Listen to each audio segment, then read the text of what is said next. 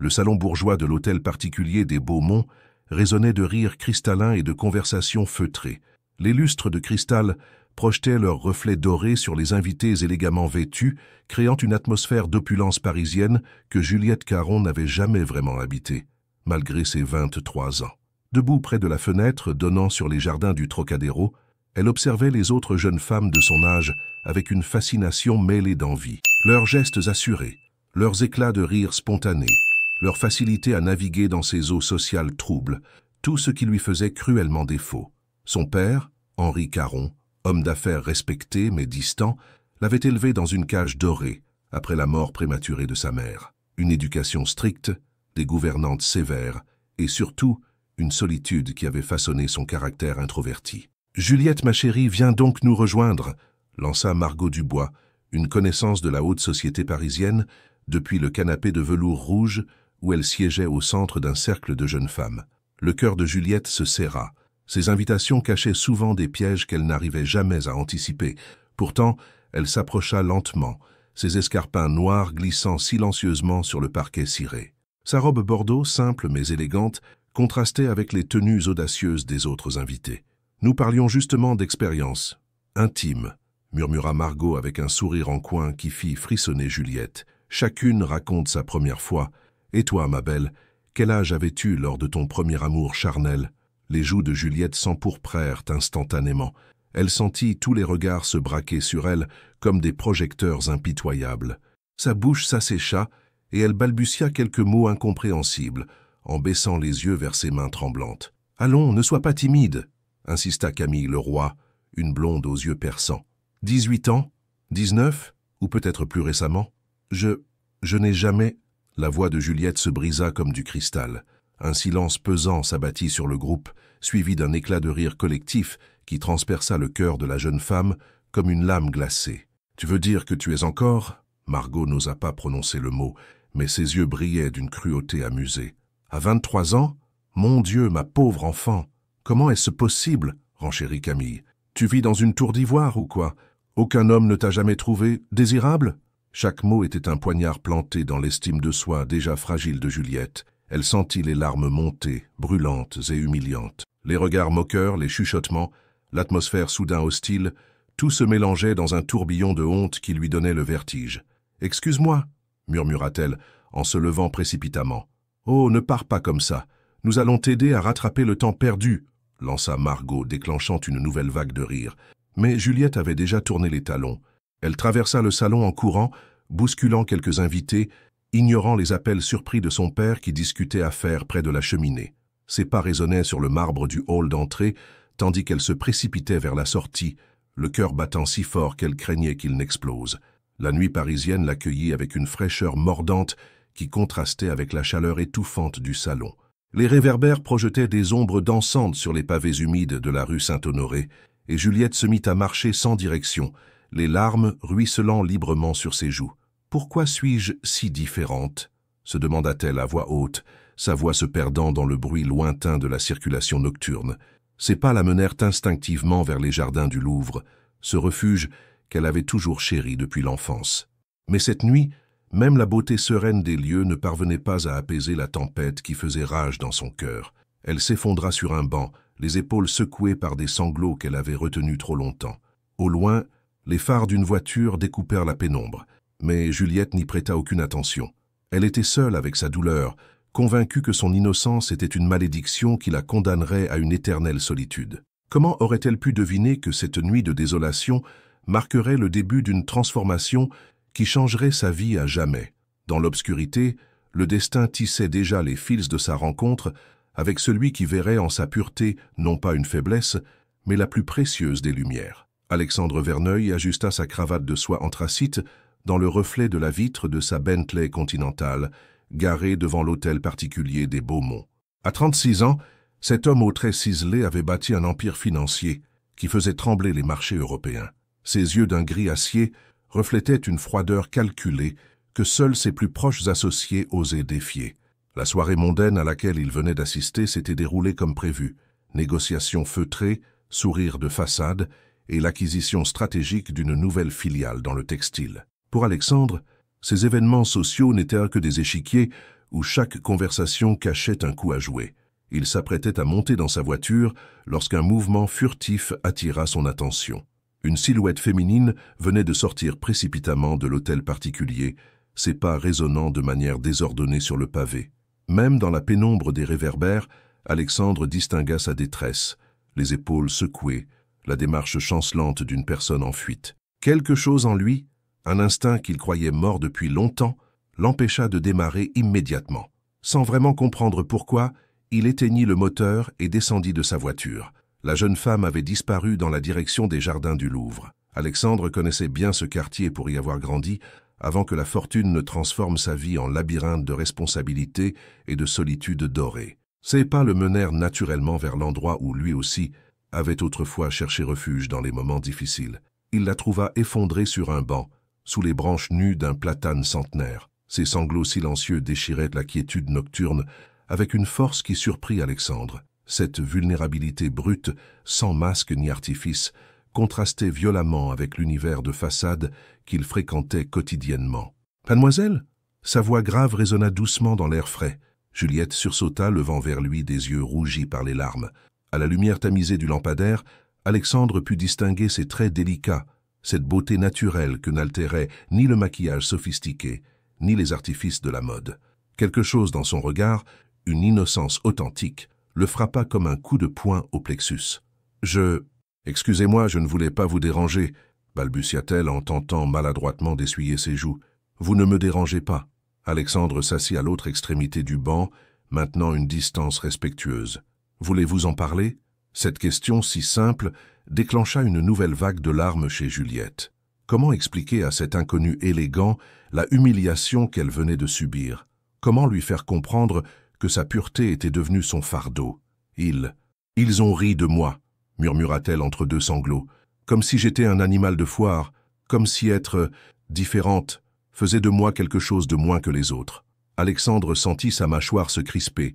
Il avait assisté à suffisamment de cruauté sociale pour deviner ce qui avait pu se passer. Dans son monde impitoyable, la vulnérabilité était souvent perçue comme une faiblesse à exploiter. « Différente comment ?» demanda-t-il, bien qu'il soupçonnât déjà la réponse. Juliette leva les yeux vers lui, surprise par la douceur de sa voix. Cet homme dégageait une autorité naturelle, mais sans cette arrogance méprisante qu'elle avait appris à redouter chez les hommes de pouvoir. « Je n'ai jamais été amoureuse, » avoua-t-elle dans un souffle. « À 23 ans, je suis encore intacte. Pour eux, c'est risible, pathétique. » Alexandre ferma les yeux un instant. Ces mots réveillaient en lui des souvenirs douloureux. Sa propre jeunesse, quand l'amour était encore possible, avant que la trahison et la perte ne transforment son cœur en forteresse imprenable. « L'innocence n'est pas une faiblesse, » dit-il finalement, sa voix plus ferme. « C'est un trésor que beaucoup ont perdu sans même s'en rendre compte. » Juliette le regarda avec étonnement. Ses paroles, si différentes des moqueries qu'elle venait d'endurer, faisaient naître en elle une chaleur inattendue. « Vous ne me trouvez pas ridicule. » « Ridicule. » Alexandre se tourna vers elle, et pour la première fois depuis des années, son masque de froideur se fissura légèrement. « Mademoiselle, dans un monde où tout se marchande, où tout se consomme, vous représentez quelque chose de rare, de précieux. » Le silence qui suivit ne fut pas inconfortable. Pour la première fois de la soirée, Juliette se sentait comprise. Cet inconnu mystérieux semblait voir en elle non pas une curiosité, mais une personne digne de respect. « Comment vous appelez-vous » osa-t-elle demander. « Alexandre Verneuil. » Il marqua une pause, puis ajouta « Et vous » ? « Juliette Caron. » Ce prénom résonna dans l'esprit d'Alexandre comme une mélodie oubliée. Juliette, comme la tragique héroïne de Shakespeare, belle et pure, mais condamnée par un monde qui ne la comprenait pas. « Puis-je vous raccompagner chez vous, Juliette ?» proposa-t-il en se levant.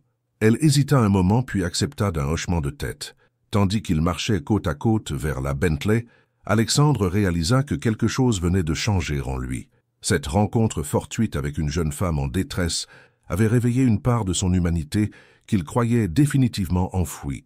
Sans le savoir, Juliette Caron venait de faire naître une fissure dans le mur de glace qui protégeait le cœur d'Alexandre Verneuil. Et cette fissure, si petite fût-elle, allait bientôt se transformer en une brèche par laquelle l'amour pourrait enfin s'engouffrer. Le trajet vers l'appartement de Juliette se déroula dans un silence contemplatif, ponctué seulement par le ronronnement feutré de la Bentley, sur les pavés parisiens. Alexandre observait discrètement le profil de sa passagère dans le reflet de la vitre. Ses traits délicats portaient encore les traces de sa détresse, mais quelque chose dans son maintien avait changé. La honte avait cédé place à une dignité fragile, mais réelle. « Nous y sommes », murmura Juliette en désignant un immeuble haussmannien de la rue de Rivoli. Alexandre gara la voiture et coupa le moteur. L'appartement familial des Caron occupait le 2e étage, ses fenêtres donnant sur les jardins des Tuileries, un lieu privilégié qui contrastait avec la simplicité désarmante de la jeune femme assise à ses côtés. « Merci », dit-elle, en se tournant vers lui, « pour tout. Je ne sais pas ce qui m'a pris de vous raconter. Enfin, vous savez. Nous avons tous besoin de quelqu'un qui nous écoute sans nous juger, » répondit Alexandre, surpris par sa propre sincérité. Juliette posa sa main sur la poignée de la portière, mais n'ouvrit pas immédiatement. Une question brûlait sur ses lèvres, une curiosité qu'elle n'osait formuler. « Monsieur Verneuil, pourquoi m'avoir aidé? Vous ne me connaissez pas. » Alexandre resta silencieux un long moment, ses doigts tapotant nerveusement le volant. Comment expliquer cette impulsion qui l'avait poussé à sortir de sa voiture, cette reconnaissance immédiate d'une douleur qu'il connaissait trop bien? Peut-être parce que j'ai moi aussi connu la solitude, avoua-t-il finalement, et que personne ne devrait affronter la cruauté du monde sans un allié. Ces mots touchèrent Juliette au plus profond de son être.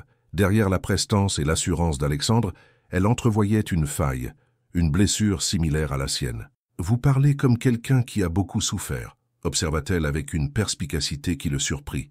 Alexandre tourna enfin la tête vers elle, et leurs regards se croisèrent dans la pénombre de l'habitacle. Pour la première fois depuis des années, il eut envie de se confier, de briser cette carapace de froideur qui l'isolait du monde. « J'ai cru aimer, autrefois », murmura-t-il. « Mais l'amour s'est révélé être un piège. Une illusion qui m'a coûté plus cher que toutes mes acquisitions financières. Que s'est-il passé ?» La question s'échappa des lèvres de Juliette avant qu'elle puisse la retenir. Alexandre eut un sourire amer. Isabelle, elle s'appelait Isabelle. Belle, intelligente, ambitieuse. Je pensais qu'elle m'aimait pour ce que j'étais, pas pour ce que je possédais. J'avais 28 ans, et je croyais encore aux contes de fées. Il marqua une pause, les souvenirs remontant à la surface malgré lui. Un matin, elle est partie, avec mon meilleur ami et une partie considérable de mes actifs qu'elle avait réussi à détourner. Un double coup qui m'a appris que la confiance était un luxe que je ne pouvais plus me permettre. Juliette sentit son cœur se serrer. Derrière l'homme puissant et sûr de lui se cachait un être blessé qui avait construit ses défenses pierre par pierre. « Je suis désolée, » dit-elle simplement. « C'est affreux de trahir ainsi quelqu'un qui vous fait confiance. Depuis, j'ai appris à ne compter que sur moi-même. Les relations deviennent des transactions, les sentiments des faiblesses potentielles. C'est plus simple ainsi. Plus simple, peut-être. Mais est-ce que cela vous rend heureux ?» Cette question directe déstabilisa Alexandre. Le bonheur. Quand avait-il pensé au bonheur pour la dernière fois? Sa vie était devenue une succession de victoires professionnelles qui ne comblaient jamais le vide laissé par la trahison d'Isabelle. « Le bonheur est un concept surfait, » répondit-il, mais sa voix manquait de conviction. « Je ne le crois pas, » dit Juliette avec une douceur ferme. « Je pense que vous avez simplement peur de souffrir à nouveau. Comme moi, j'ai peur qu'on se moque encore de moi. » Cette lucidité inattendue toucha Alexandre au cœur. Cette jeune femme qu'il avait trouvée en larmes quelques heures plus tôt faisait preuve d'une maturité émotionnelle qui le confondait. « Vous avez peut-être raison, » admit-il. « Mais certaines blessures ne guérissent jamais complètement. Elles ne guérissent pas, c'est vrai, mais elles peuvent devenir la source d'une force nouvelle. Ma mère me disait toujours que les arbres les plus beaux sont ceux qui ont survécu aux tempêtes. » Alexandre la regarda avec un mélange d'admiration et d'incrédulité. Comment cette jeune femme, si fragile en apparence, pouvait-elle porter en elle une telle sagesse? « Votre mère était une femme sage. Elle est morte quand j'avais 12 ans, » révéla Juliette. « Un cancer foudroyant. Mon père n'a jamais su comment me consoler. Alors il s'est contenté de me protéger du monde extérieur. Peut-être trop. C'est pour cela que vous êtes si... préservé? Préservé ou isolé, je ne sais plus très bien. » Elle eut un petit rire sans joie. « Aujourd'hui, j'ai compris que l'isolation n'était pas une protection, mais une prison. » Ces mots résonnèrent étrangement chez Alexandre. Lui aussi s'était enfermé, mais dans une prison de luxe faite de cynisme et de méfiance. « Et maintenant, que comptez-vous faire? Je ne sais pas encore, mais je refuse de laisser la méchanceté des autres définir qui je suis. » Juliette se tourna vers lui, ses yeux brillants d'une détermination nouvelle. « Et vous?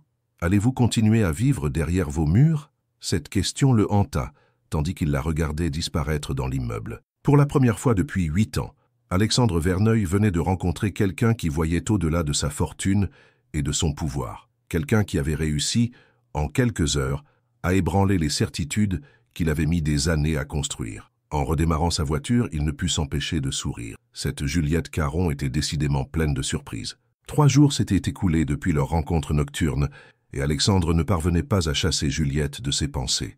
Assis dans son bureau panoramique de la tour Montparnasse, il fixait les contrats étalés devant lui sans vraiment les voir. Les chiffres qui d'ordinaire captivaient toute son attention semblaient avoir perdu leur pouvoir hypnotique.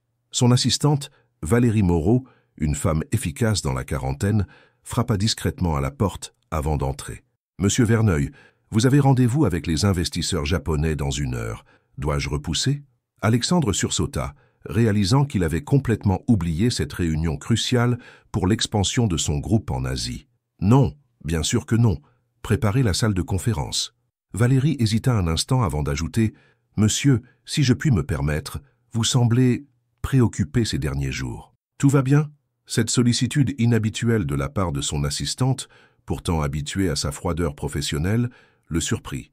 Avait-il à ce point changé depuis sa rencontre avec Juliette? « Tout va parfaitement bien, Valérie. Merci. » Mais rien n'allait bien. Alexandre se leva et se dirigea vers la baie vitrée qui dominait Paris. Quelque part dans cette métropole, vivait une jeune femme qui avait réussi l'impossible, le faire douter de ses convictions les plus profondes. De son côté, Juliette errait dans sa chambre comme une âme en peine. L'appartement familial, d'ordinaire si rassurant avec ses meubles anciens et ses bibliothèques débordantes, lui semblait soudain étriqué. Depuis 3 jours, elle revivait chaque instant de sa conversation avec Alexandre, analysant chaque mot, chaque intonation. Son père, Henri Caron, avocat renommé spécialisé dans le droit des affaires, était rentré de voyage le matin même. Grand homme aux cheveux grisonnants, il portait sur ses épaules le poids d'une tristesse qu'il n'avait jamais vraiment surmontée depuis la mort de sa femme. « Juliette ?» Sa voix résonna dans le couloir. « Tu peux venir dans mon bureau, s'il te plaît ?» Le cœur de la jeune femme se serra. Avait-il appris ce qui s'était passé lors de la soirée Beaumont?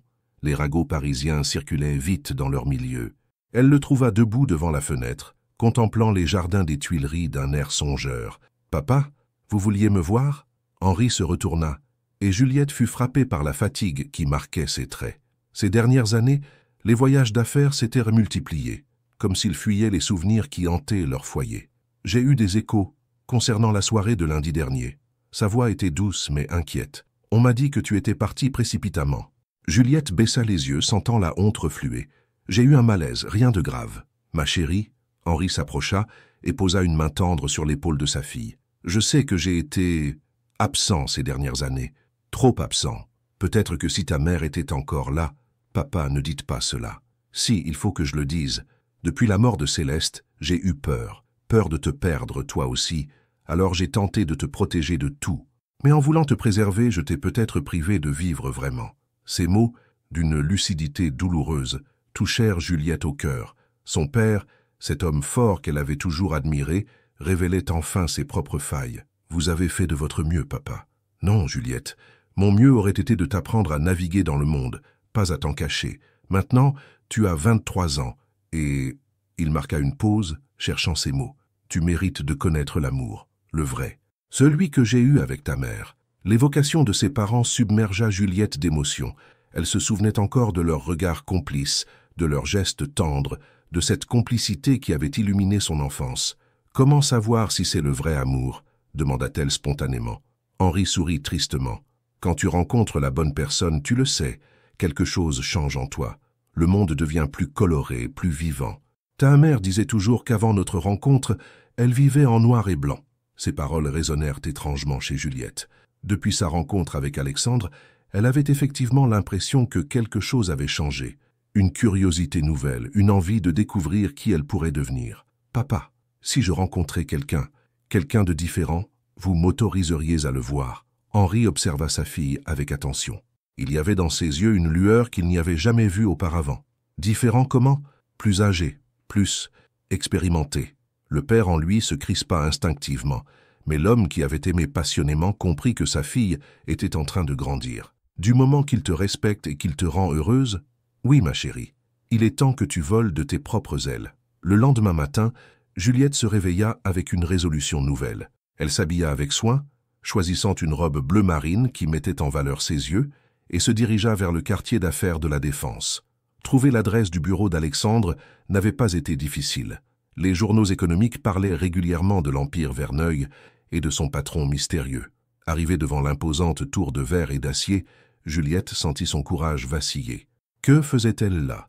Que dirait-elle à cet homme qui occupait ses pensées jour et nuit, mais l'image de son père, l'encourageant à vivre sa vie, lui donna la force de pousser les portes du hall d'accueil. « Je souhaiterais voir Monsieur Alexandre Verneuil », déclara-t-elle à l'hôtesse d'accueil, une jeune femme impeccablement maquillée. « Avez-vous rendez-vous, mademoiselle ?»« Non, mais dites-lui que Juliette Caron souhaite le voir.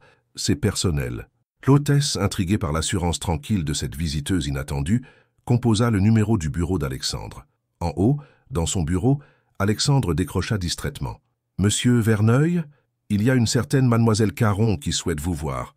Elle dit que c'est personnel. » Le cœur d'Alexandre s'arrêta de battre. Juliette était là. Elle avait fait le premier pas. « Faites-la monter immédiatement. » Tandis que l'ascenseur l'emmenait vers le 42e étage, Juliette sentit son destin basculer. Elle ne savait pas encore que cet homme qui l'attendait là-haut était en train de tomber amoureux d'elle, ni que leur histoire allait bouleverser bien des existences. Les portes de l'ascenseur s'ouvrirent sur un couloir immaculé, aux murs de marbre blanc. Juliette avança d'un pas hésitant, ses talons résonnant sur le sol poli. L'univers d'Alexandre était à l'image de l'homme, imposant, raffiné, mais étrangement froid. Valérie Moreau l'attendait à la sortie de l'ascenseur, son regard scrutateur jaugeant cette jeune femme qui avait réussi l'impossible, obtenir un rendez-vous immédiat avec son patron. « Mademoiselle Caron, Monsieur Verneuil vous attend dans son bureau. Par ici, je vous prie. » Le trajet jusqu'au bureau directorial sembla interminable à Juliette. Chaque pas la rapprochait d'Alexandre, et avec lui de la confrontation avec ses propres sentiments. Que ressentait-elle exactement pour cet homme mystérieux? De la gratitude? De la curiosité? Ou quelque chose de plus profond qu'elle n'osait pas encore nommer? Valérie frappa délicatement à la porte en acajou massif avant de l'ouvrir. « Monsieur Verneuil, Mademoiselle Caron. » Alexandre se tenait debout face à la baie vitrée, contemplant Paris qui s'étendait à ses pieds. En entendant son nom, il se retourna lentement, et leurs regards se croisèrent à travers la pièce. « Merci Valérie. » Et surtout, aucune interruption. L'assistante referma la porte derrière elle, laissant les deux jeunes gens seuls dans cette cathédrale de verre et d'acier. « Juliette !» Le prénom s'échappa des lèvres d'Alexandre comme une caresse. « Je ne m'attendais pas à me voir débarquer comme ça. » Elle eut un petit sourire nerveux. « Moi non plus, je ne m'y attendais pas. Mais j'avais besoin de vous voir. » Cette franchise désarma Alexandre. Dans son monde, les gens venaient le voir pour obtenir quelque chose. Un contrat, un investissement, une faveur. Jamais personne n'avait exprimé le simple besoin de sa présence. « Asseyez-vous, je vous en prie. » Il désigna l'un des fauteuils de cuir noir face à son bureau. « Voulez-vous boire quelque chose ?»« Non, merci. » Juliette s'installa délicatement, ses mains jointes sur ses genoux. « Je voulais vous remercier pour l'autre soir. Vous avez été exactement ce dont j'avais besoin. » Alexandre s'assit en face d'elle, troublé par cette simplicité qui contrastait si violemment avec les manières calculées de son entourage habituel. « Comment allez-vous? Depuis cette soirée? »« Mieux, différemment. » Juliette chercha ses mots. « J'ai parlé avec mon père. Il m'a fait comprendre que j'avais le droit de vivre ma vie, de faire mes propres choix. Et le premier choix que j'ai voulu faire, c'était de venir vous voir. » Ces mots frappèrent Alexandre de plein fouet. Il sentit quelque chose se fissurer dans sa poitrine, une chaleur oubliée qui se réveillait doucement. « Juliette, je dois vous avouer quelque chose. Depuis notre rencontre, je n'arrive plus à me concentrer sur quoi que ce soit. Vous avez bouleversé ma routine. » Un silence chargé d'émotions s'installa entre eux. Juliette observait cet homme puissant qui semblait soudain si vulnérable, si humain. « Est-ce que c'est une mauvaise chose ?» demanda-t-elle doucement. « Je ne sais pas. Il y a si longtemps que je n'ai pas ressenti ça. Qu'est-ce que vous ressentez ?» Alexandre se leva et se dirigea vers la fenêtre, comme s'il avait besoin de distance pour trouver les mots justes. « De la curiosité, de l'inquiétude pour vous, le besoin de vous protéger. » Il marqua une pause. « Et quelque chose d'autre que je n'ose pas nommer. » Juliette se leva à son tour et s'approcha de lui. L'air sembla se charger d'électricité, tandis qu'elle se tenait à quelques pas de lui. « Moi aussi, je ressens quelque chose que je ne comprends pas. Depuis que je vous ai rencontré, j'ai l'impression de me réveiller d'un long sommeil. Alexandre se tourna vers elle, et elle put voir dans ses yeux cette bataille intérieure entre la prudence et le désir. « Juliette, vous devez comprendre. Je ne suis pas un homme facile à aimer. Mon passé, mes défenses, je pourrais vous faire du mal sans le vouloir. Et si je vous disais que j'ai envie de prendre ce risque ?»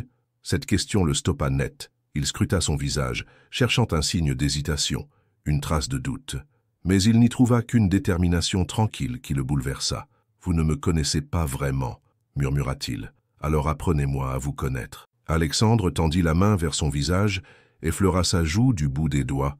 Ce contact, si léger soit-il, envoya une onde de choc dans tout son être. « Vous êtes si jeune, si pur. Je ne veux pas être celui qui ternit cette beauté. »« Vous ne comprenez pas, » dit Juliette en posant sa main sur la sienne. « Vous n'allez pas me ternir. Vous allez m'aider à devenir qui je suis, vraiment. » Ces mots achevèrent de faire tomber les dernières défenses d'Alexandre. Pour la première fois depuis des années, il entrevoyait la possibilité d'aimer à nouveau, d'être aimé pour ce qu'il était et non pour ce qu'il possédait. « Si nous faisons cela, dit-il d'une voix rauque, il faudra y aller doucement.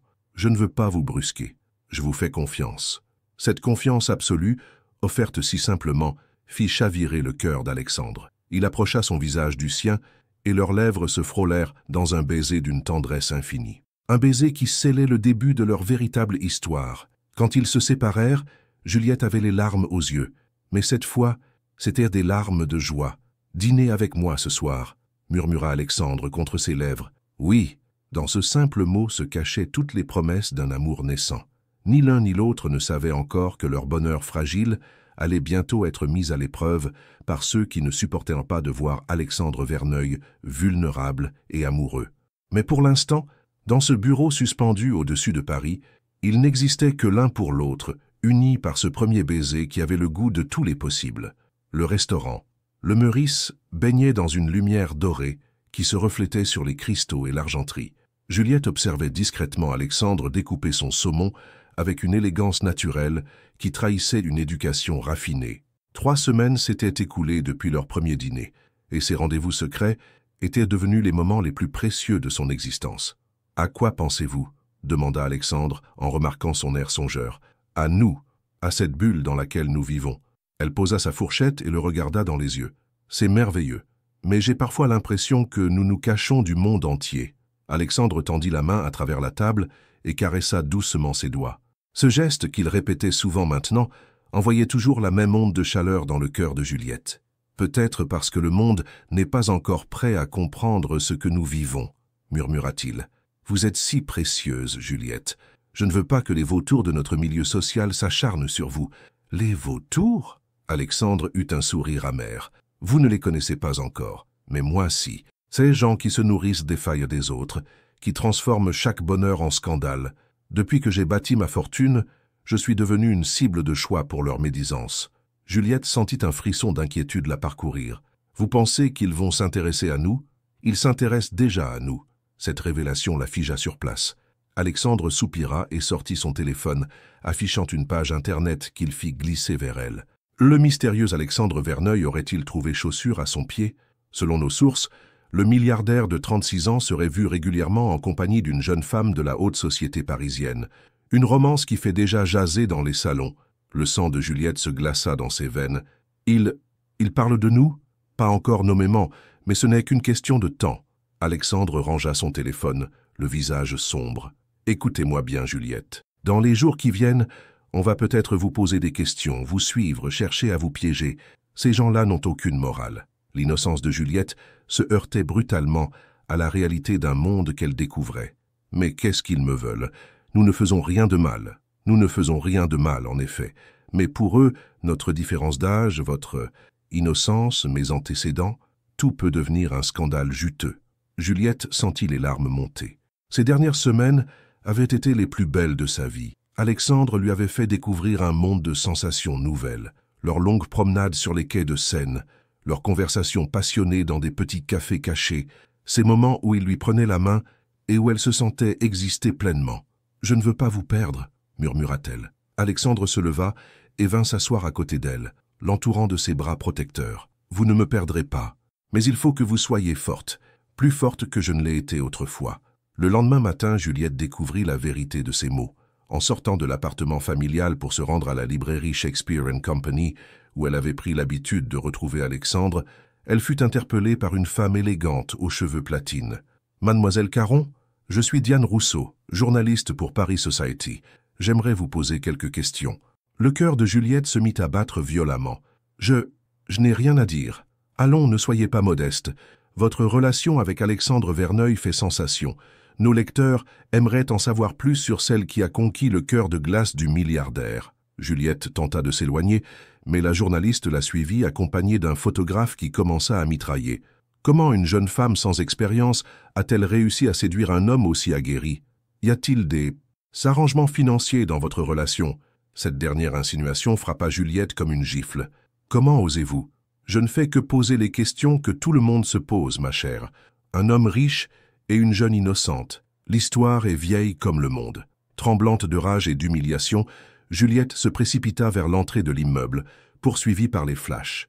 Une fois à l'abri, elle s'effondra contre la porte, les sanglots la secouant tout entière. Son téléphone vibra. Un message d'Alexandre. « Ma chérie, je viens d'apprendre. Ne sortez pas, j'arrive. » 15 minutes plus tard, Alexandre débarquait dans l'appartement des Caron comme une tornade.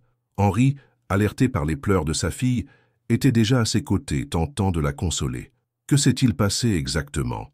demanda Alexandre d'une voix blanche. Juliette lui raconta l'agression journalistique entre deux sanglots. Alexandre serra les poings, sa mâchoire contractée par la colère. « Je vais détruire cette ordure de Rousseau !» gronda-t-il. « Non !» Juliette se leva, les yeux brillants de détermination. « Non, Alexandre, si vous réagissez comme ça, vous leur donnez raison. Vous prouvez que nous avons quelque chose à cacher. » Henri observait sa fille avec un mélange d'admiration et d'inquiétude. En quelques semaines, elle avait mûri, développé une force qu'il ne lui connaissait pas. « Que proposez-vous alors ?» demanda Alexandre, impressionné par sa lucidité. « Nous n'allons pas nous cacher. Nous allons assumer notre amour au grand jour. » Elle prit ses mains dans les siennes. « J'en ai assez d'avoir honte de qui je suis. Si être pure et innocente fait de moi une cible, alors soit. Mais je ne laisserai personne salir ce que nous vivons. » Alexandre la regarda avec une admiration profonde. Cette jeune femme qu'il avait trouvée en larmes quelques semaines plus tôt était en train de devenir une femme d'une force extraordinaire. « Vous êtes sûr de vous ? Jamais je n'ai été aussi sûr de quoi que ce soit. » Elle se haussa sur la pointe des pieds et l'embrassa doucement. « Je vous aime, Alexandre, et je refuse de vivre cet amour dans l'ombre. » Ces mots résonnèrent dans le cœur d'Alexandre comme une révélation. Pour la première fois, quelqu'un était prêt à l'aimer publiquement, à affronter le monde entier pour leur bonheur. « Moi aussi je vous aime, Juliette, plus que je n'ai jamais aimé. » Henri, témoin silencieux de cette déclaration, sentit son cœur de père se serrer. Sa petite fille était en train de devenir une femme, et l'amour qu'il lisait dans les yeux d'Alexandre était authentique. Dangereux peut-être, mais authentique. Une semaine après leur déclaration d'amour, Paris Society publia un article qui fit l'effet d'une bombe dans la haute société parisienne. La photo de Juliette sortant de chez elle, surprise et vulnérable, s'étalait en couverture avec un titre accrocheur « L'innocente et le prédateur », enquête sur la romance scandaleuse d'Alexandre Verneuil.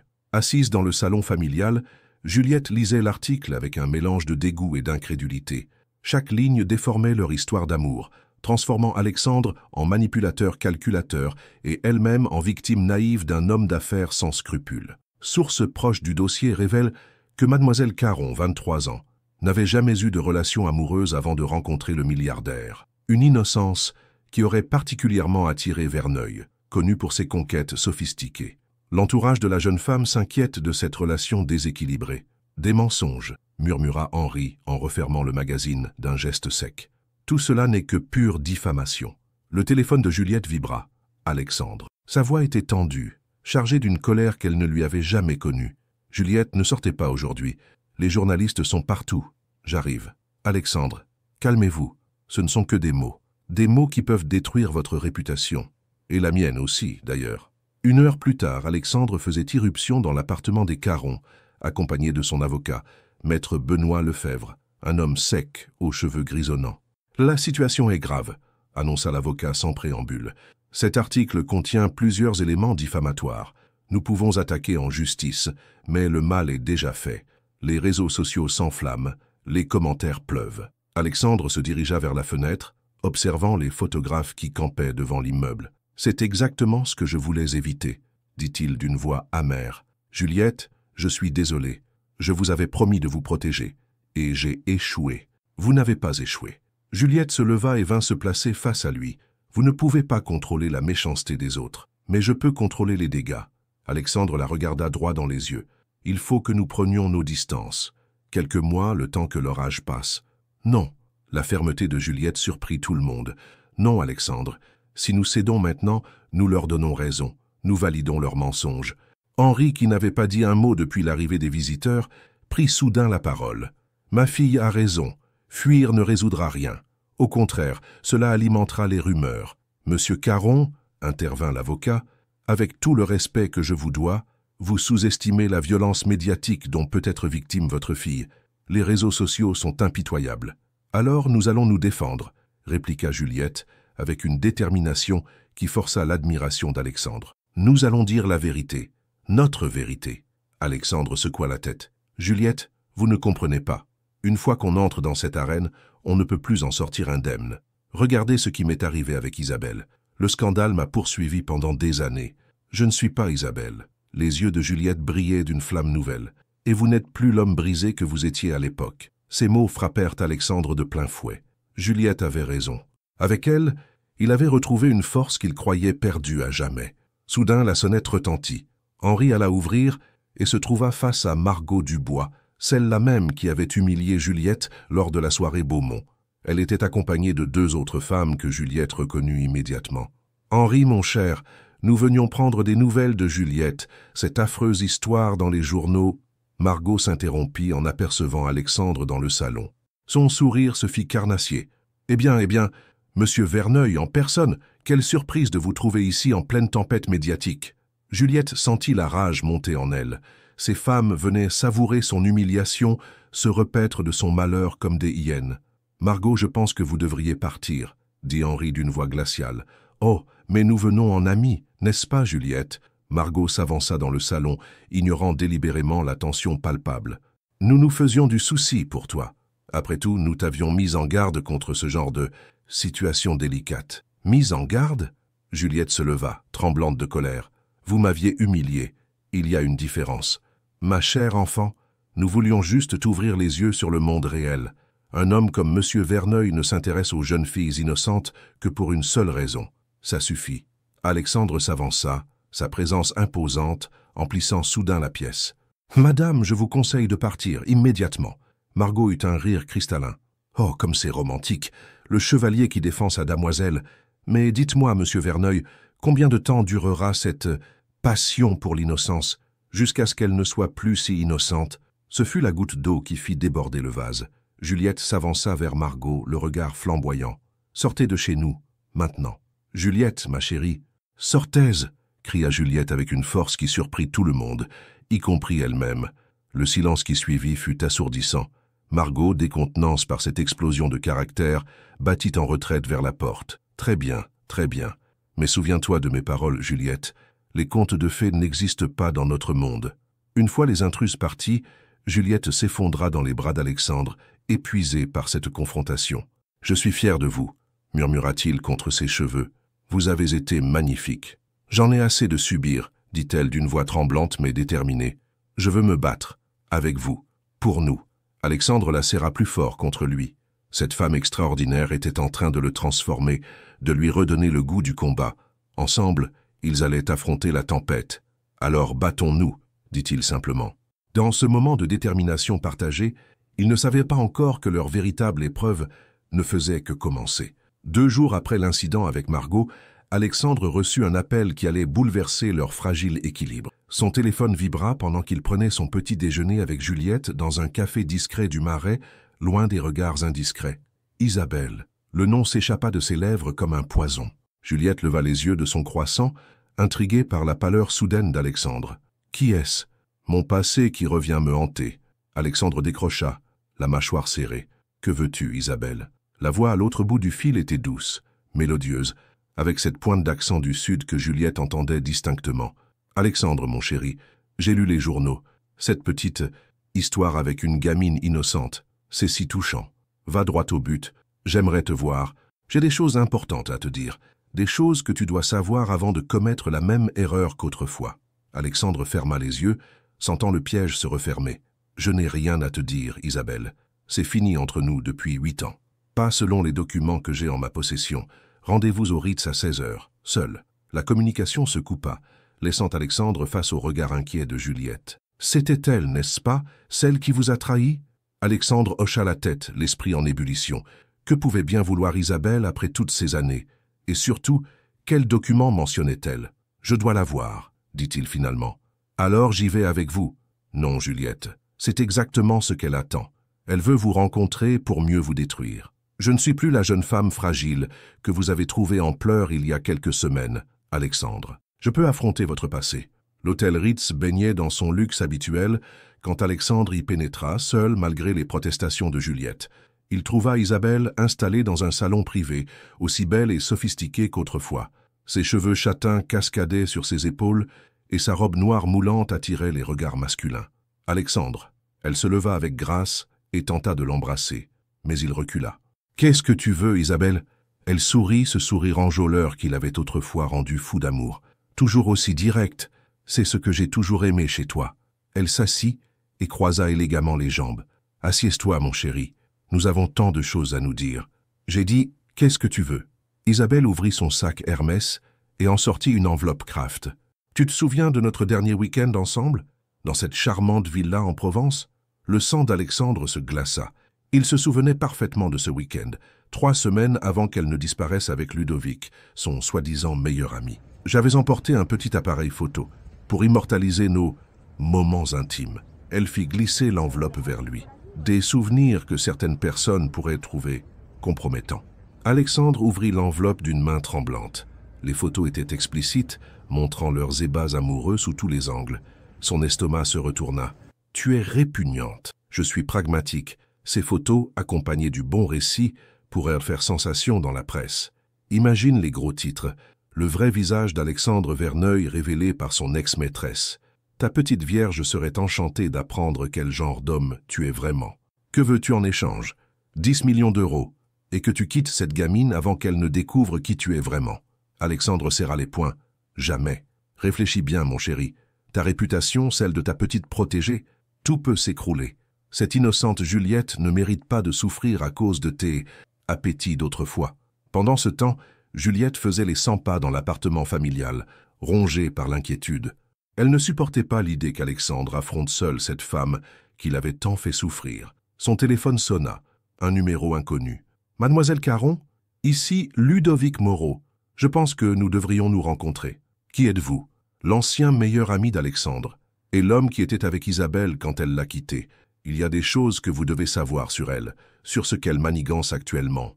1 heure plus tard, Juliette retrouvait Ludovic dans un café des Champs-Élysées. L'homme, la quarantaine élégante, portait les stigmates d'une vie dissolue, cernes profonds, mains tremblantes, regard fuyant. « Pourquoi voulez-vous me voir ?» demanda Juliette directement. « Parce qu'Isabelle va détruire Alexandre, et vous avec. » Ludovic alluma nerveusement une cigarette. Elle n'a jamais digéré qu'il réussisse malgré sa trahison. Aujourd'hui, elle le fait chanter. Chanter? Avec quoi? Des photos compromettantes, prises à leur insu quand ils étaient ensemble. Il tira une longue bouffée. Isabelle n'a aucun scrupule. Elle vendrait sa propre mère pour de l'argent. Juliette sentit son sang se glacer. Qu'est-ce qu'elle veut? Qu'il vous quitte. Et 10 millions d'euros pour son silence. Mais pourquoi me le dites-vous? Vous étiez son complice autrefois. Ludovic eut un rire amer. Parce qu'elle m'a jeté comme un Kleenex usagé une fois qu'elle a eu ce qu'elle voulait, et parce qu'Alexandre mérite d'être heureux, malgré ce que je lui ai fait. Juliette se leva brusquement. Où sont-ils maintenant? Au Ritz, salon privé Hemingway. Sans un mot de plus, Juliette quitta le café en courant. Elle n'allait pas laisser cette femme détruire l'homme qu'elle aimait, pas tant qu'elle aurait un souffle de vie. Quand Juliette fit irruption dans le salon du Ritz, elle trouva Alexandre livide, l'enveloppe de photos à la main, face à une Isabelle triomphante. « Tiens, tiens, la petite vierge qui vient au secours de son héros, » ricana Isabelle. « Juliette, partez d'ici, » supplia Alexandre. « Non. » Juliette s'avança vers Isabelle, le regard flamboyant. « J'ai tout appris. Vos chantages, vos manipulations. Vous n'obtiendrez rien de nous. » Isabelle la toisa avec mépris. « Ma pauvre enfant, vous ne savez pas à qui vous avez affaire. Si, je le sais parfaitement. À une femme finie qui ne supporte pas le bonheur des autres. » Le sourire d'Isabelle se figea. Pour la première fois depuis longtemps, quelqu'un lui tenait tête. Le silence qui suivit la confrontation entre Juliette et Isabelle était lourd de menaces non dites. Dans le salon feutré du Ritz, les trois protagonistes se jaugeaient comme des gladiateurs avant l'affrontement final. Isabelle fut la première à reprendre contenance, son sourire venimeux retrouvant sa place naturelle. Comme c'est touchant, la petite sainte qui vole au secours de son pécheur d'amoureux. Elle se tourna vers Alexandre. « As-tu au moins eu la décence de lui montrer ces photos, de lui expliquer quel genre d'homme tu étais avec moi ?» Alexandre serra l'enveloppe dans ses mains, ses jointures blanchissant sous la pression. « Le passé est le passé, Isabelle. Ce que j'étais ne définit pas qui je suis aujourd'hui. »« Oh, mais si, tu crois vraiment que cette innocente va t'accepter quand elle découvrira tes appétits particuliers, tes besoins de domination ?» Juliette sentit son cœur se serrer, mais sa détermination ne faiblit pas. « Je connais l'homme qu'est Alexandre aujourd'hui. C'est tout ce qui compte. »« Tu ne connais rien du tout, » cracha Isabelle. « Tu vis dans un conte de fées, ma pauvre petite. Crois-tu vraiment qu'un homme comme lui puisse se contenter de ta pureté, de tes baisers d'écolière ?» Chaque mot était calculé pour blesser, pour semer le doute. Mais Juliette avait grandi. Les semaines passées avec Alexandre lui avaient appris à reconnaître l'amour véritable de la manipulation. « Vous savez quoi, Isabelle ?» dit-elle en s'avançant vers son adversaire. « Vous avez raison sur un point. Je suis pure, innocente, inexpérimentée. Mais savez-vous ce que cela signifie vraiment ?» Isabelle fronça les sourcils, intriguée malgré elle. « Cela signifie que personne n'a jamais souillé mon cœur. Personne n'y a laissé de cicatrices, de cynisme, de méfiance. Quand j'aime, j'aime entièrement, sans arrière-pensée, sans calcul. » Juliette se tourna vers Alexandre. « Et c'est exactement ce dont cet homme a besoin. Non pas quelqu'un qui connaît tous les jeux de l'amour, mais quelqu'un qui croit encore à l'amour. » Alexandre la regardait avec un mélange d'admiration et d'incrédulité. Cette femme extraordinaire était en train de transformer sa plus grande peur en force. « Tu es naïve, » siffla Isabelle, mais sa voix tremblait légèrement. « Peut-être, mais ma naïveté vaut mieux que votre cynisme. » Juliette prit l'enveloppe des mains d'Alexandre et sans même la regarder, la déchira en morceaux. « Voilà ce que je pense de votre chantage. »« Tu vas le regretter !» hurla Isabelle, perdant définitivement son sang-froid. « J'ai des copies, je vais ruiner sa réputation, la tienne, vous détruire tous les deux. Faites donc. » Juliette sourit avec une sérénité qui déstabilisa complètement Isabelle. « Vous croyez que quelques photos peuvent détruire l'amour? Vous ne comprenez vraiment rien à rien. » Alexandre s'avança et prit la main de Juliette. « Vous avez entendu la dame, Isabelle. Votre chantage ne fonctionne pas. Maintenant, sortez de nos vies. »« Tu ne peux pas. » Isabelle bégayait, son plan s'effondrant sous ses pieds. « Si, je peux, et je le fais. » Alexandre entoura les épaules de Juliette. « J'ai enfin trouvé quelqu'un qui m'aime, pour ce que je suis vraiment, pas pour ce que j'ai été. Quelqu'un qui voit en mes failles non pas des faiblesses à exploiter, mais des blessures à guérir. » Isabelle les regarda partir impuissante, ses dernières cartes ayant été balayées par l'amour pur d'une jeune femme qu'elle avait sous-estimée. Sur le trottoir de la place Vendôme, Alexandre s'arrêta et se tourna vers Juliette. « Pourquoi ?» demanda-t-il simplement. « Pourquoi avoir détruit ces photos sans même les regarder ? Parce que je vous fais confiance. Parce que l'homme que vous étiez avec elle n'est pas l'homme que vous êtes avec moi. » Juliette caressa doucement son visage. « Alexandre, nous avons tous un passé. Ce qui compte, c'est le présent que nous construisons ensemble. Ces photos, elles montrèrent des choses que vous pourriez ne pas comprendre, des aspects de ma personnalité que... Chut !» Juliette posa un doigt sur ses lèvres. « Je découvrirai qui vous êtes à mon rythme, avec vous, dans l'amour et la confiance, pas à travers le prisme de la vengeance d'une ex-amante. » Alexandre l'attira contre lui et l'embrassa avec une passion qu'il n'avait jamais ressentie auparavant. Dans ce baiser se mêlaient la gratitude, l'amour et la promesse d'un avenir enfin possible. « Je vous aime, Juliette Caron, plus que ma propre vie. Et moi, je vous aime, Alexandre Verneuil, avec votre passé, vos cicatrices, vos perfections et vos défauts. » Mais leur moment de bonheur fut interrompu par l'arrivée de journalistes qui les avaient suivis. Les flashs crépitèrent, les questions fusèrent. « Monsieur Verneuil, confirmez-vous votre relation avec Mademoiselle Caron? Que répondez-vous aux accusations de manipulation? Mademoiselle Caron, avez-vous été achetée ?» Alexandre sentit Juliette se raidir contre lui, mais elle ne recula pas. Au contraire, elle leva fièrement la tête. « Mesdames et messieurs de la presse, » dit-elle d'une voix claire qui porta dans la rue, « je m'appelle Juliette Caron, j'ai 23 ans, et je suis amoureuse d'Alexandre Verneuil. Pas de son argent, pas de son statut, mais de l'homme qu'il est. Et les révélations sur votre inexpérience, lança un journaliste. Mon innocence n'est ni une tare ni une marchandise. C'est un cadeau que j'offre librement à l'homme que j'aime. Elle regarda Alexandre dans les yeux. Et lui seul a le droit de le recevoir. Cette déclaration publique, d'une dignité et d'une force extraordinaire, laissa les journalistes sans voix. Alexandre serra la main de Juliette, ému aux larmes par le courage de cette femme exceptionnelle. « Nous n'avons rien à cacher », ajouta-t-il. « Notre amour est pur, sincère, et nous l'assumons pleinement. » Main dans la main, ils s'éloignèrent de sous les regards ébahis de la foule, laissant derrière eux une Isabelle vaincue et des journalistes qui venaient d'assister à une leçon d'amour véritable. La tempête touchait à sa fin, mais l'épreuve ultime qui les attendait allait révéler la véritable force de leur union.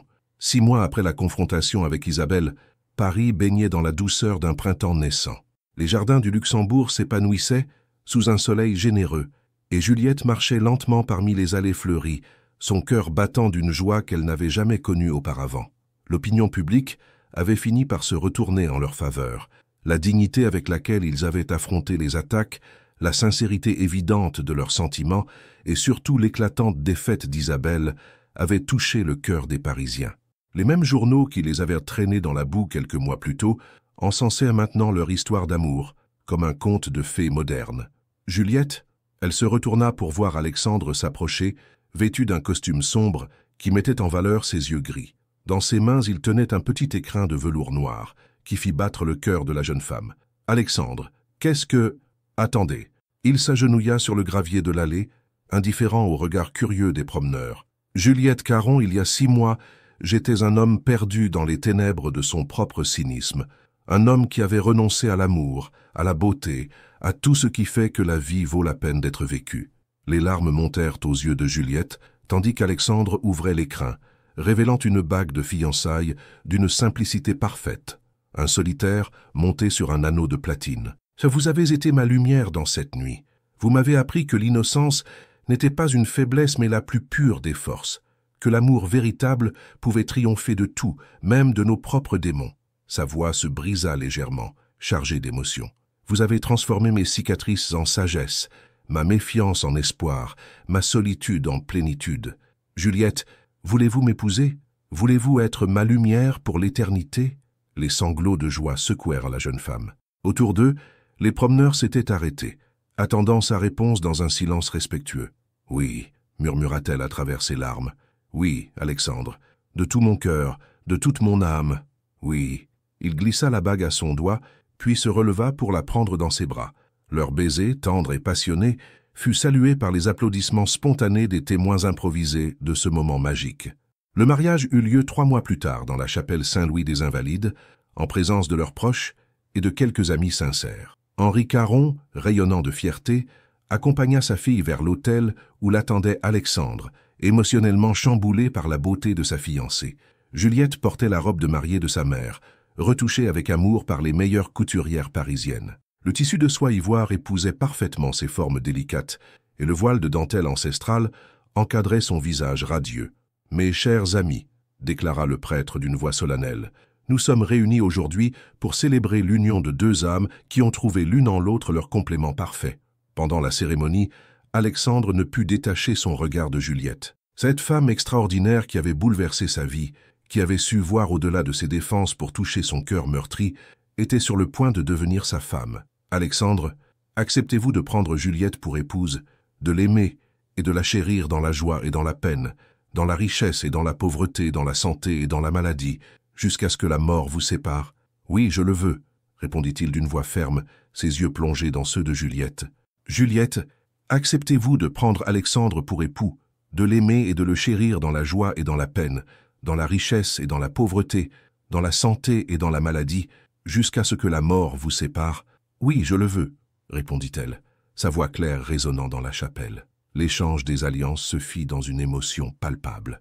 Alexandre, en glissant l'anneau au doigt de Juliette, murmura des mots que lui seul pouvait entendre. « Vous êtes ma renaissance, mon amour, et vous êtes ma destinée, » répondit-elle en plaçant son alliance à son doigt. La réception se déroula dans les jardins de l'hôtel particulier des Caron, transformé pour l'occasion en un écrin de verdure et de fleurs blanches. Sous une tonnelle de roses, les nouveaux époux ouvrirent le bal sur une valse de Chopin, leur corps se mouvant en parfaite harmonie. « Avez-vous des regrets » demanda Alexandre en faisant tourner sa femme. Un seul, répondit Juliette avec un sourire espiègle, de ne pas vous avoir rencontré plus tôt. Le destin a choisi le bon moment. Ni vous ni moi n'étions prêts avant aujourd'hui. Henri Caron, observant sa fille danser dans les bras de son époux, sentit une paix profonde l'envahir. Céleste aurait été si fière de voir leur petite fille devenir cette femme rayonnante de bonheur. Plus tard dans la soirée, alors que les invités levaient leur coupe de champagne, Alexandre prit la parole. « Il y a 1 an, j'étais un homme brisé, qui croyait que l'amour était une faiblesse. Aujourd'hui, grâce à Juliette, j'ai compris que l'amour était la plus grande des forces.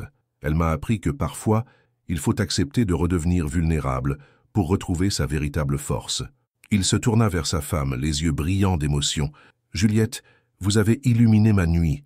Maintenant, permettez-moi d'être votre soleil pour l'éternité. » Des années plus tard, dans leur maison de Provence où ils aimaient se retirer, Alexandre et Juliette regardèrent le coucher de soleil depuis leur terrasse. Leurs mains entrelacées portaient les traces du temps, mais leurs yeux brillaient toujours du même amour. « Vous souvenez-vous de cette nuit où nous nous sommes rencontrés ?» demanda Juliette, appuyée contre l'épaule de son mari. « Comment pourrais-je l'oublier? C'est la nuit où ma vie a vraiment commencé. J'étais si perdu, si brisé, et moi, si fermé, si amer. Nous étions 2 âmes en peine qui ont trouvé leur salut l'une en l'autre. » Juliette sourit, caressant doucement la main de son époux. Notre histoire prouve qu'il n'est jamais trop tard pour croire en l'amour, que l'innocence et l'expérience, la jeunesse et la maturité peuvent s'unir pour créer quelque chose de plus beau que la somme de leurs parties. Alexandre l'embrassa tendrement, ce geste simple qui, après toutes ces années, conservait toute sa magie. « Je vous aime, Juliette Verneuil, et moi je vous aime, Alexandre Verneuil, pour l'éternité. » Tandis que les derniers rayons du soleil disparaissaient à l'horizon, ils demeurèrent enlacés, témoins vivants qu'un cœur pur et un amour sincère peuvent triompher de toutes les tempêtes, illuminant même les nuits les plus sombres. Leur histoire était devenue légende dans le Paris mondain, celle de l'innocente et du milliardaire qui avait prouvé que l'amour véritable existe encore dans un monde qui n'y croit plus. 15 ans plus tard, le grand salon de l'hôtel particulier des Verneuil bruissait de conversations joyeuses et de rires d'enfants. C'était le jour du 15e anniversaire de mariage d'Alexandre et Juliette, et toute la famille s'était réunie pour célébrer cette union qui avait marqué l'histoire de leur lignée. Juliette, maintenant âgée de 38 ans, observait avec tendresse ses 3 enfants jouer dans le jardin. Céleste, leur fille aînée de 12 ans, avait hérité des yeux gris de son père et de la détermination tranquille de sa mère. Les jumeaux, Henri et Gabriel, âgés de 8 ans, couraient entre les rosiers avec cette énergie débordante qui caractérisait leur âge. « Tu te souviens de notre première dispute ?» demanda Alexandre en s'approchant de sa femme, 2 coupes de champagne à la main. Juliette rit doucement, acceptant la coupe qu'il lui tendait. « Laquelle? Celle où tu voulais m'interdire de travailler ou celle où j'ai insisté pour créer la fondation ?»« Les 2. » Alexandre sourit, ses tempes légèrement grisonnantes lui donnant un charme distingué. « J'avais si peur que le monde te fasse du mal que je voulais te garder dans une bulle dorée. Et j'ai eu raison de résister. Regardez ce que nous avons accompli ensemble. » En effet, leur union avait donné naissance à bien plus qu'une famille. La Fondation Céleste Caron Verneuil, créée en mémoire de la mère de Juliette, aidait les jeunes femmes en difficulté à retrouver confiance en elles et à construire leur avenir. Alexandre avait initialement été réticent à cette idée, craignant que l'exposition publique ne ravive les anciens scandales. Mais Juliette avait tenu bon et aujourd'hui, leur fondation était reconnue dans toute l'Europe. Henri Caron, maintenant âgé de 68 ans, s'approcha du couple, Céleste accrochée à son bras.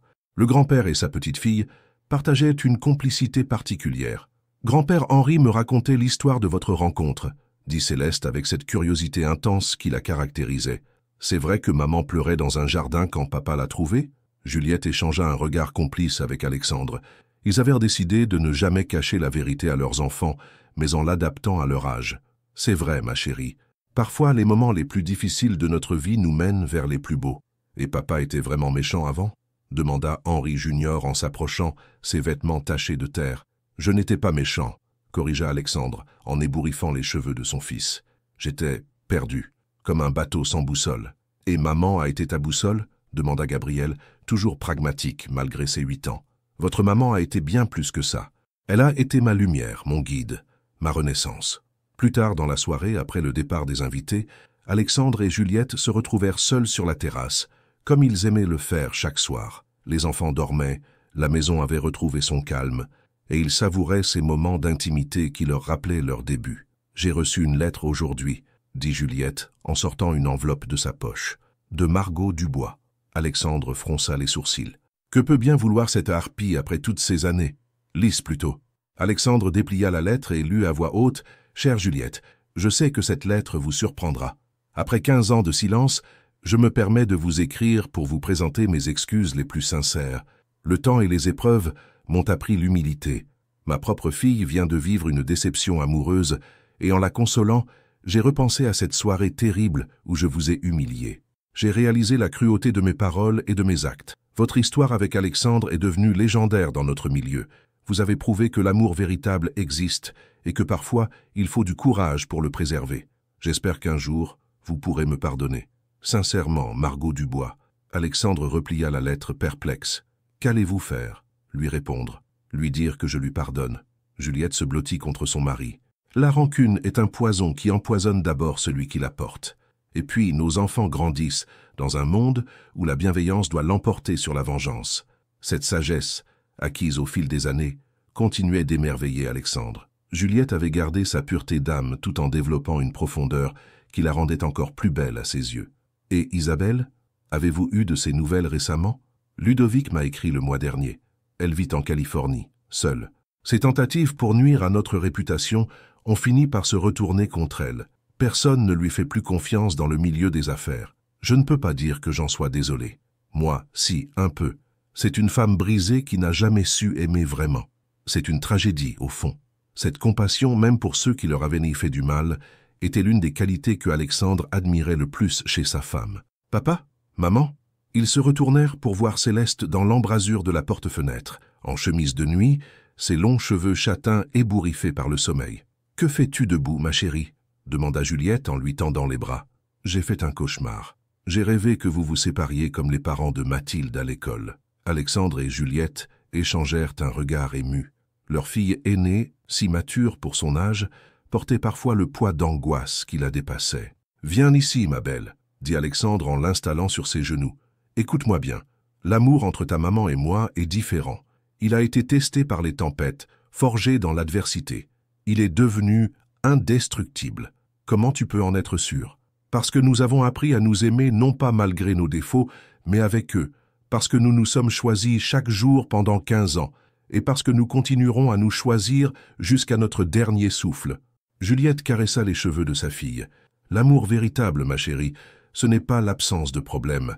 C'est la certitude que, quoi qu'il arrive, on affrontera tout ensemble. » Céleste sembla rassurée par ces paroles. Elle embrassa ses parents et retourna se coucher apaisée. « Elle a ta sensibilité, » murmura Alexandre. « Et votre force, » répondit Juliette. « Elle sera une femme extraordinaire. » Ils restèrent encore longtemps sur la terrasse, contemplant les étoiles qui brillaient au-dessus de Paris. Leur histoire, née dans la douleur et l'humiliation, avait donné naissance à un amour qui nourrissait maintenant toute une famille et inspirait tous ceux qui la connaissaient. « Aucun regret ?» demanda Alexandre, reprenant la question qu'il avait posée le jour de leur mariage. « Aucun », répondit Juliette sans hésiter. « Chaque larme versée, chaque épreuve surmontée nous a menés ici, à cette terrasse, avec nos enfants qui dorment paisiblement et 15 ans d'amour derrière nous. Et l'éternité devant nous, ajouta Alexandre en l'embrassant, car c'était cela, leur plus grande victoire, avoir transformé une nuit de désespoir en une vie entière de lumière et d'amour. Fin question pour réflexion. Si vous étiez Juliette cette nuit terrible, auriez-vous eu le courage d'affronter toute la société parisienne par amour, ou auriez-vous choisi la sécurité du silence et vous seriez-vous éloigné d'Alexandre pour éviter le scandale? Parfois, l'amour véritable exige que nous affrontions nos plus grandes peurs et les critiques du monde entier. Juliette a choisi de se battre pour son amour même, en étant traitée de naïve et d'inexpérimentée. Et vous, seriez-vous capable de briser vos propres barrières et de défendre un amour que tous jugent impossible? Votre participation sur la chaîne est très importante. Merci de laisser votre opinion dans les commentaires. Merci d'avoir regardé. Vos réactions sont très importantes pour notre travail. Laissez-nous un commentaire pour nous dire ce que vous pensez et d'où vous regardez. N'oubliez pas de vous abonner à la chaîne et d'activer les notifications pour ne rien manquer. Votre participation est très importante pour la poursuite de notre travail, alors partagez-la avec ceux qui aimeront cette histoire.